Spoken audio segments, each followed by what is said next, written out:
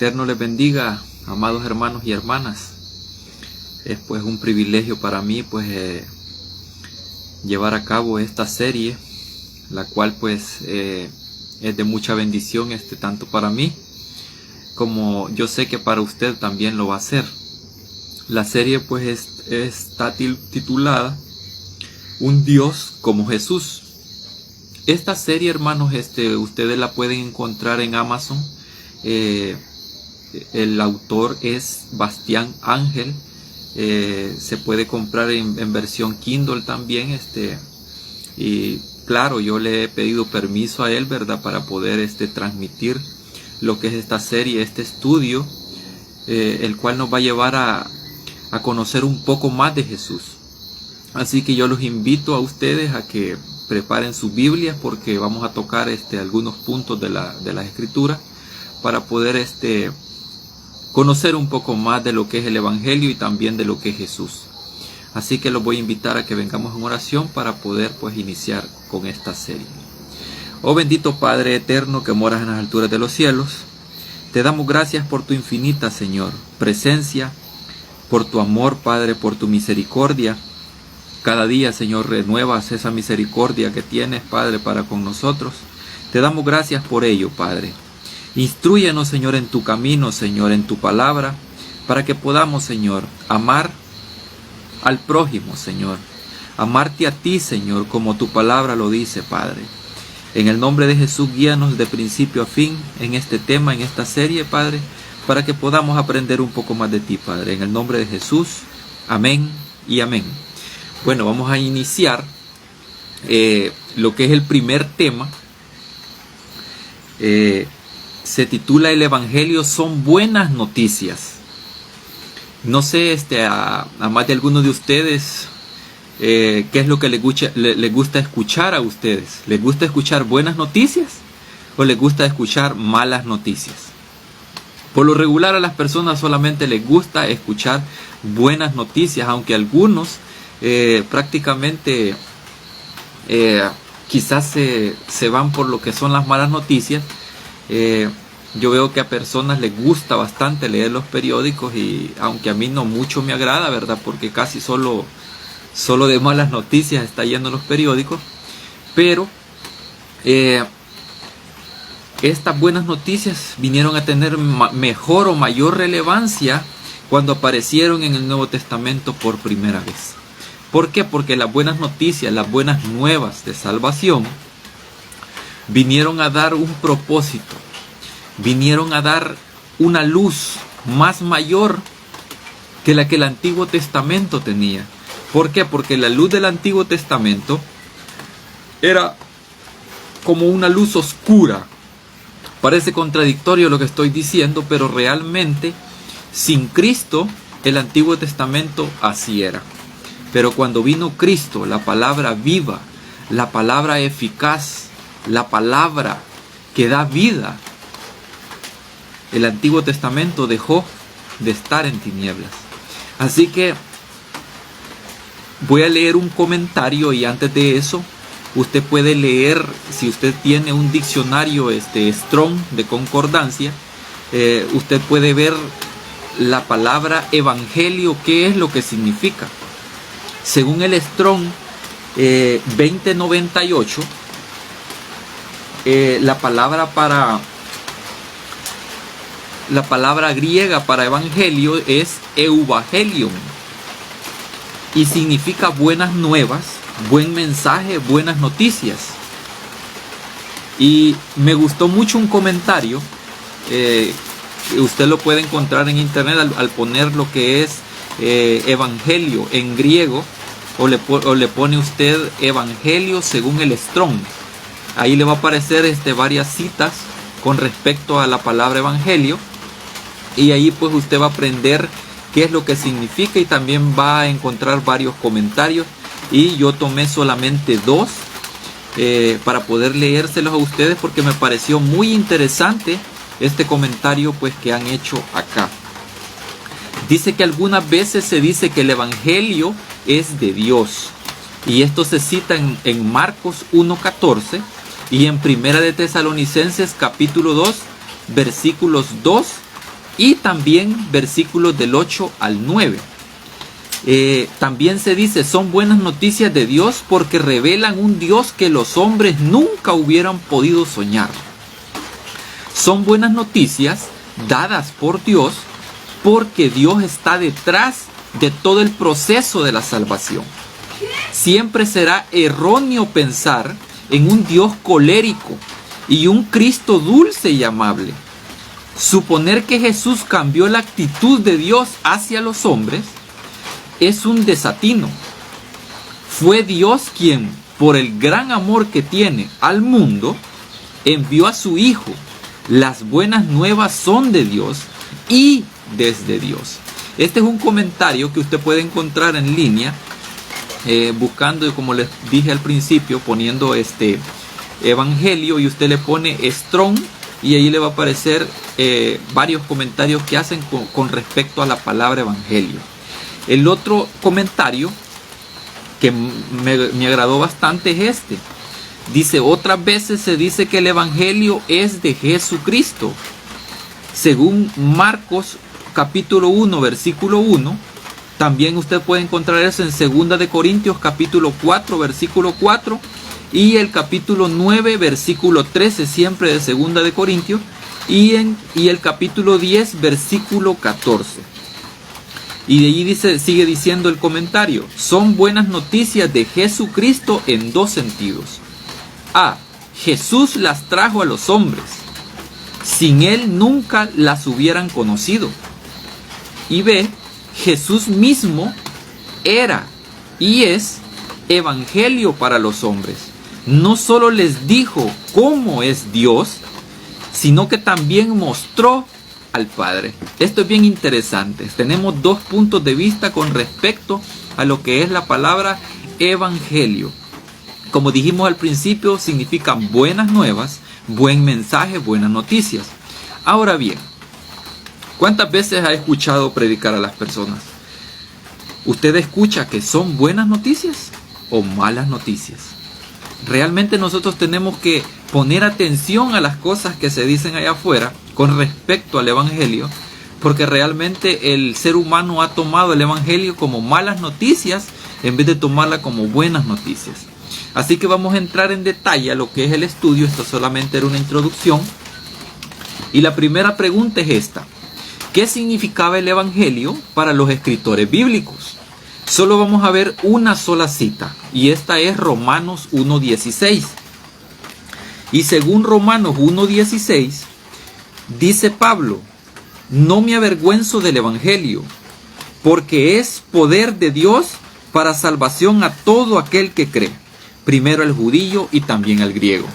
Note que aquí está poniendo énfasis en algo Pablo. La pregunta decía, ¿qué significaba el Evangelio para los escritores bíblicos? Para Pablo significaba poder, poder de Dios, poder que viene de Dios, según la cita que acabamos de leer. Y es un poder que beneficia. ¿A quién beneficia? ¿Beneficia a unos cuantos? ¿Beneficia a un remanente? ¿Beneficia solamente al pueblo judío? ¿Beneficia solo al griego? No. Según Pablo dice, primero al judío y después al griego. Está abarcando prácticamente a todo el mundo cuando dice esto Pablo. Así que podríamos dar respuesta a esta pregunta de que el Evangelio para los escritores bíblicos era poder de Dios. Y por lo tanto un poder que beneficia a los hombres. La siguiente pregunta dice, ¿qué crees que tenía en mente Pablo cuando dijo que era el poder de Dios? Si nosotros nos ponemos a pensar, ¿qué es lo que tenía en mente cuando dijo esto Pablo? Tenemos que hacernos preguntas cuando leemos lo que es el Evangelio y también las cartas que Pablo envió a las diferentes congregaciones en Roma, en Corinto, en Éfeso y todo. Tenemos que hacernos varias preguntas cuando leemos la Escritura. Dice, ¿qué crees que tenía en mente Pablo cuando dijo que era el poder de Dios? Y vamos a leer 1 Corintios capítulo 1, versículo 18. 1 Corintios 1, 18. Y vea lo que dice, es algo interesante también. Dice, el mensaje de la cruz es locura para los que se pierden. Pero para los que se salvan, ¿qué dice al final? Es poder de Dios.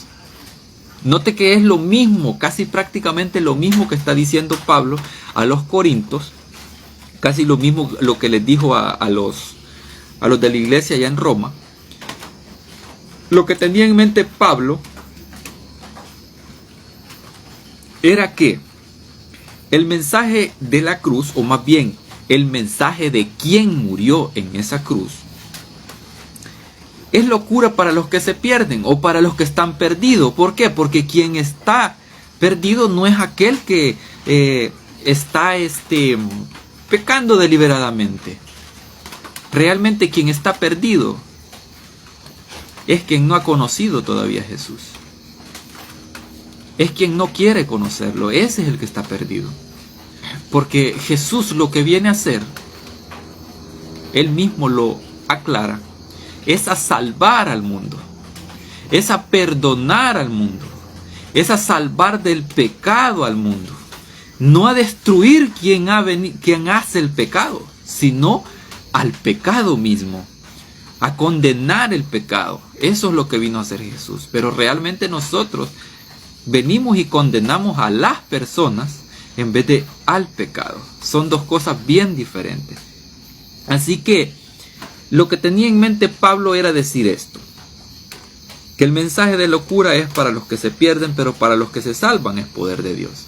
O sea, solamente aquellos que entienden que el mensaje que se dio en la cruz son buenas noticias para todos, no solamente para unos cuantos, no para un grupo elegido de personas, sino para aquellos que creen en Jesús. Esos que creen en Jesús, ellos consideran que ese evangelio es poder de Dios. ¿Por qué? Porque el poder de Dios está para restaurar. Para eso es el poder de Dios. Vamos a ir a la pregunta 3. Si el evangelio es poder para salvación, según lo acaba de decir Pablo, ¿de qué nos salva? Debemos de hacernos siempre preguntas. ¿De qué nos salva? Mateo 1:21, vamos a ver qué dice Mateo 1:21. Mateo 1, versículo 21.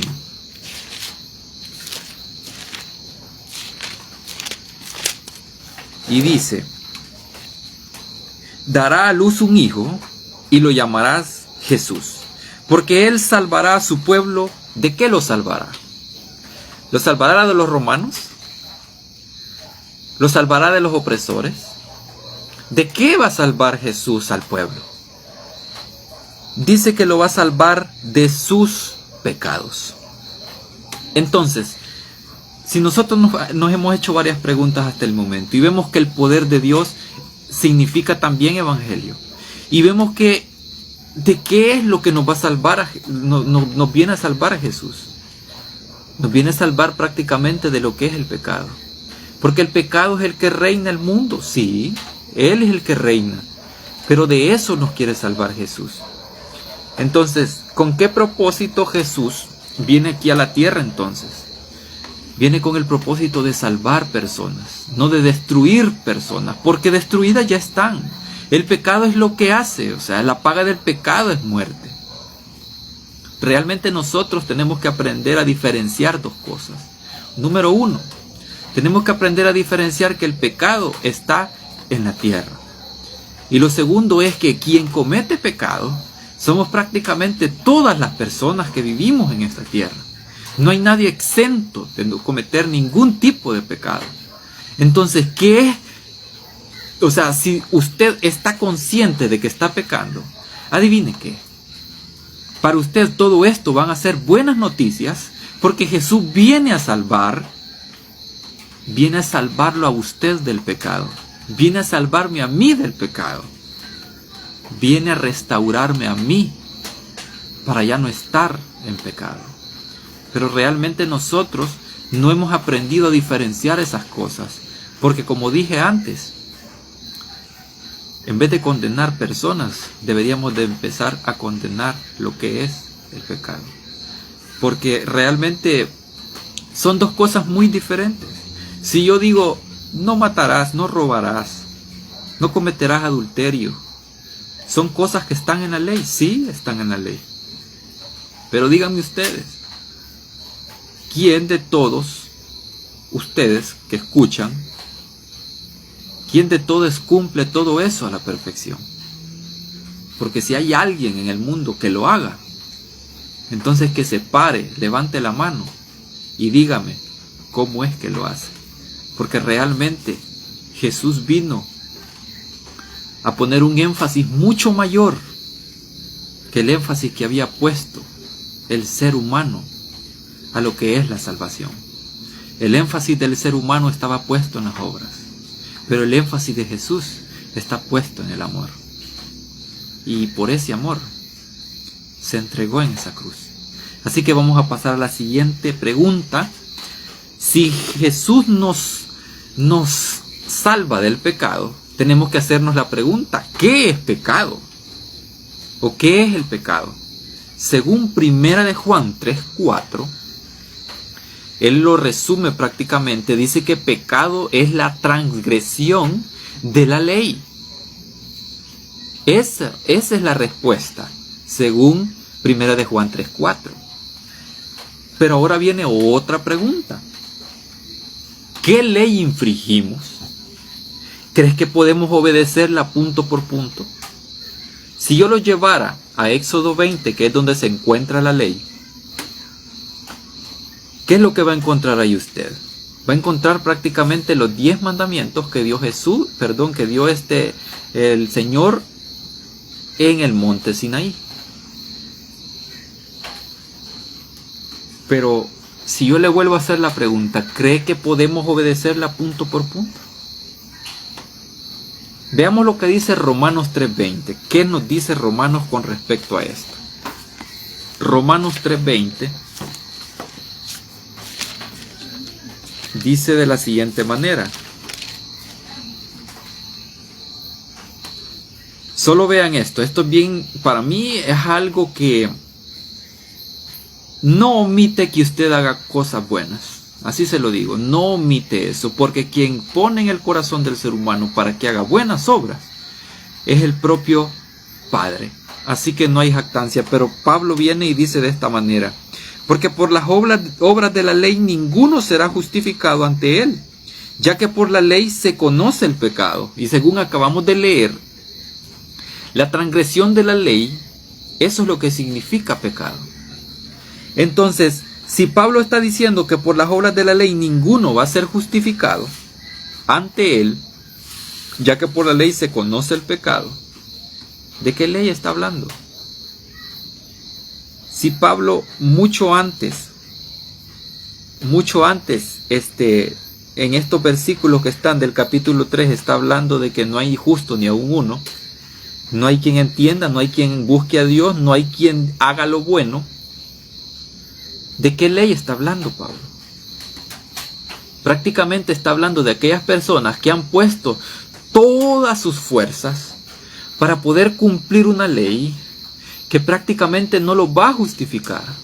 Yo no estoy diciendo estoy diciendo que estoy en contra de la ley, sino que lo que estoy diciendo es que ninguna de las obras de la ley son para justificarlo a usted.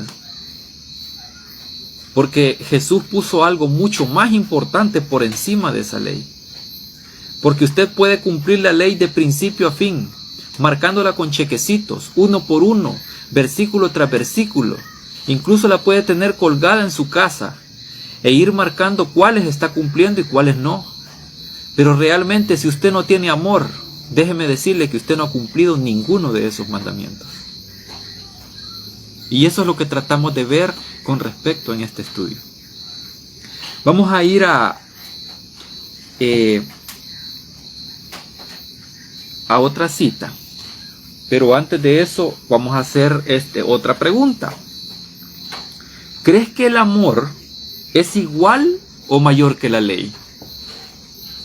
Muchos de nosotros nos costaría resolver, o más bien dar respuesta a esa pregunta. Pero viendo todo lo que venimos estudiando hasta este punto, ¿qué podríamos concluir nosotros? ¿La ley es más alta que el amor? ¿O el amor es más alto que la ley?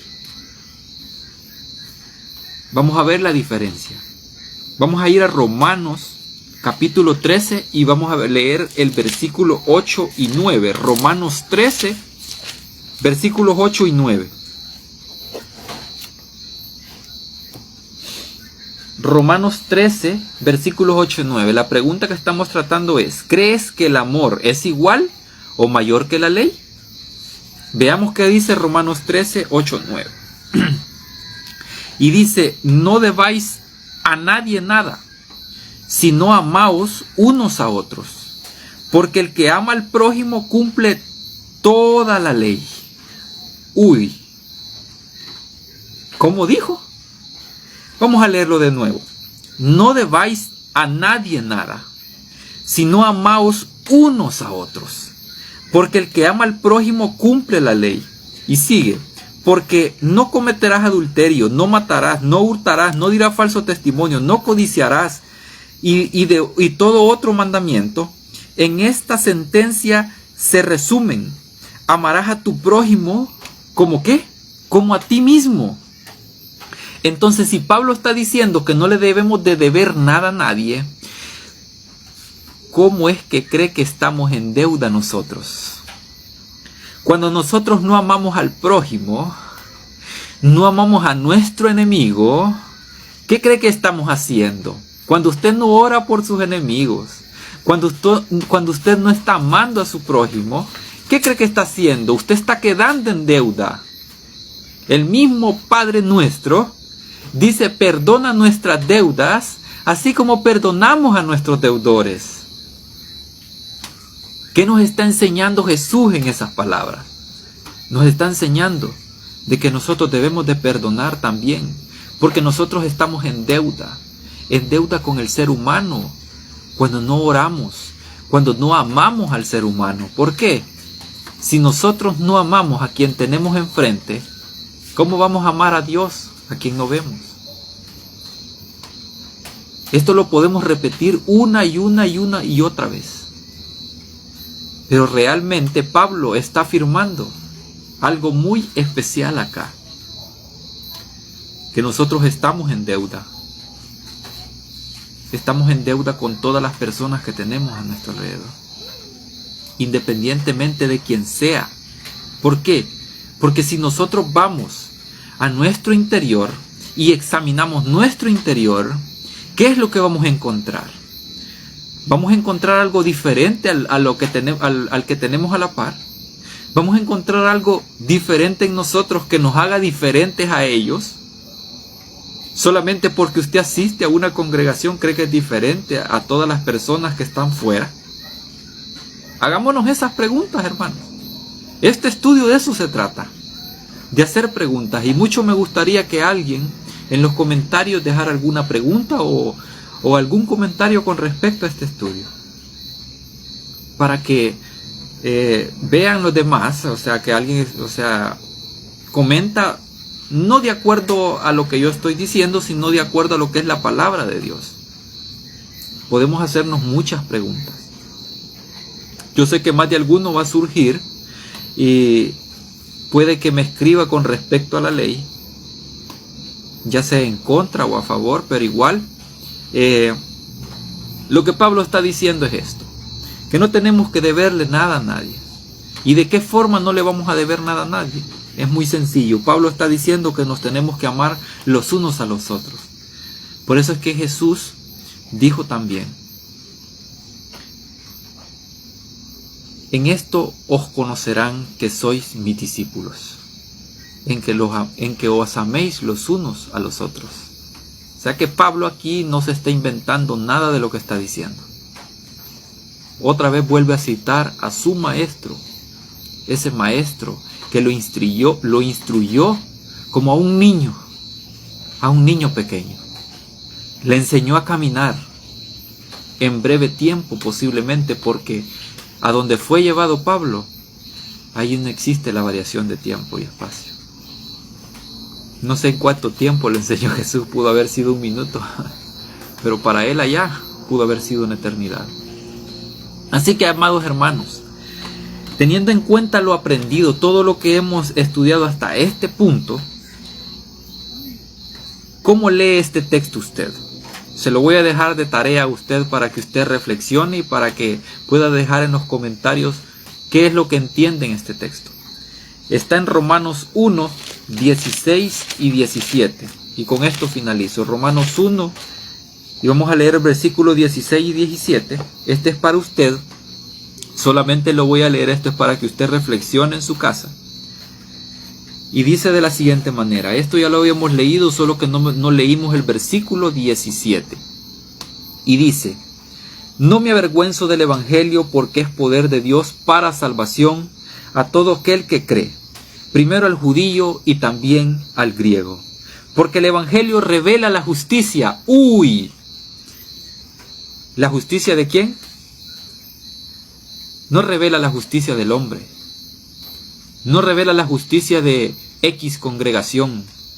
No revela la justicia de X pastor. No revela la justicia de cierto sacerdote. No revela la justicia de ningún predicador clandestino que ande predicando en las calles. No revela la justicia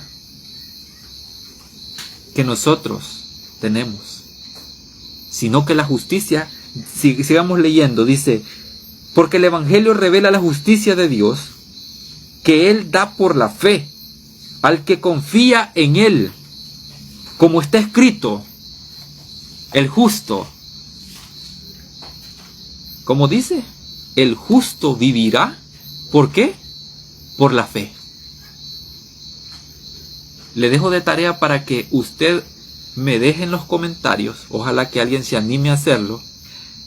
¿Cómo lee este texto usted? ¿Qué entiende de ese texto usted? De acuerdo a todo lo que hemos estudiado desde la pregunta número 1 hasta la pregunta número 7, ¿cómo lee este texto ahora usted? Si solo leía el versículo 16, donde dice que no se avergüence usted del Evangelio, porque es poder de Dios para salvación a todo aquel que cree, primero al judío y también al griego. ¿Cómo lee el siguiente texto usted? Yo le invito a que usted me escriba en los comentarios para ver qué es lo que ve usted en el texto ahora. Así que esto ha sido todo. Este ha sido el primer estudio. El próximo estudio se va a titular Salvación en 3 tiempos. Yo le invito para que se prepare con su Biblia para poder estudiar este siguiente tema. Yo voy a avisar qué día lo voy a dar para que usted esté pendiente con anticipación. Así que vamos a orar para quedar despedidos. Oh bendito Padre eterno, te damos gracias, Padre, porque siempre nos enseñas, Señor, cada día algo nuevo que aprender, Padre. Yo sé que la mayoría de personas, Padre, están ansiosas por aprender más de ti, Padre, por aprender más de tu carácter, ese carácter de amor, Padre, que está por encima de la ley, Padre. Ese carácter que tú quieres, Señor, enseñarnos a nosotros, que no solo vivamos, Señor, de acuerdo a cosas que prácticamente el hombre ha inventado, como lo son las doctrinas, Padre. Realmente, Padre, tú quieres que vivamos por la fe, Padre. Esa fe, Señor, que no es una cosa que ejerza el ser humano, Padre, sino que es un don, Señor, que solamente de ti proviene, Padre. Te damos gracias, Señor, porque esa fe, Señor, la has puesto en nuestro corazón para que podamos entender, Señor, que por la fe es por la cual vivimos nosotros, Padre.